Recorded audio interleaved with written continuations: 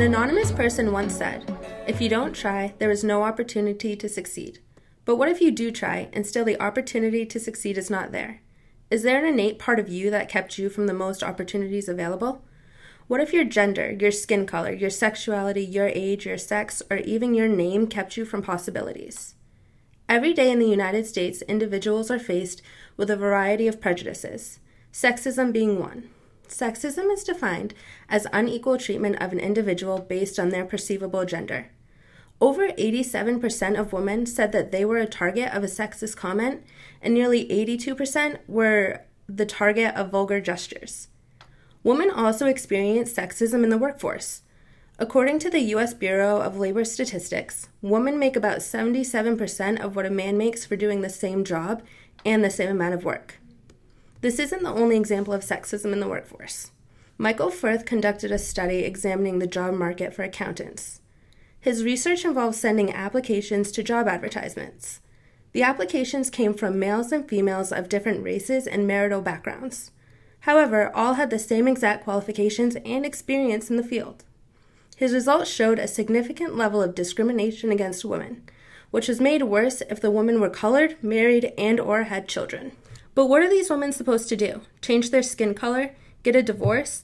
Put their children up for adoption? These individuals cannot be expected to change innate parts of their lives. Even more studies have shown that just one's name can keep them from getting the job. According to research conducted by The Atlantic, individuals with Caucasian-sounding names had a 50% higher chance of receiving callbacks than individuals with African-American-sounding names. When an employer looks at an individual's resume, the first thing they read is the individual's name. This could potentially destroy one's chance at getting the job, despite their qualifications. From 2001 to 2002, a study was conducted known as "Are Emily and Brendan More Employable Than Lakisha and Jamal?"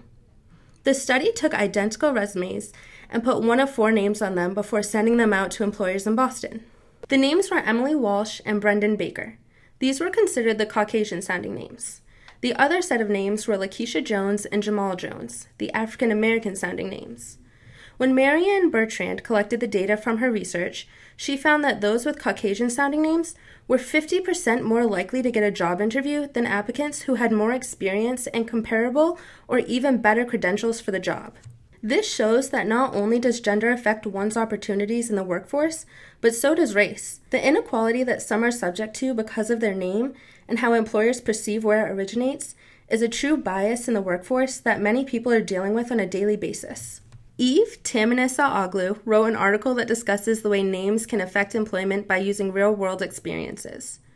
She researched a hotel in New Mexico where the owner, Larry Whitten, was so concerned with the names of his employees that he ordered to change their given names to names that were more Anglo-Saxon.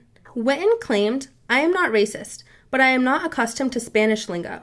If a name is going to prevent me from getting a guest because they hang up, or can't understand, or they get frustrated, I have to do something about it." Examples similar to this are documented in Ehrenrich's and Hochschild's Global Woman, where they discuss the employment of domestic workers, specifically women who are hired based solely on their ethnicity.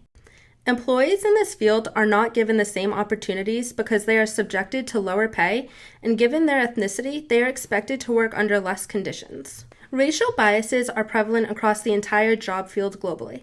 These biases affect a vast amount of people when seeking employment. It has been shown in studies conducted as far back as the 1970s that individuals will be judged for employment opportunities based on a variety of aspects, including their gender and their names, even more so than their actual qualifications. Now think for a moment. Are you going to reconsider what you name your future children?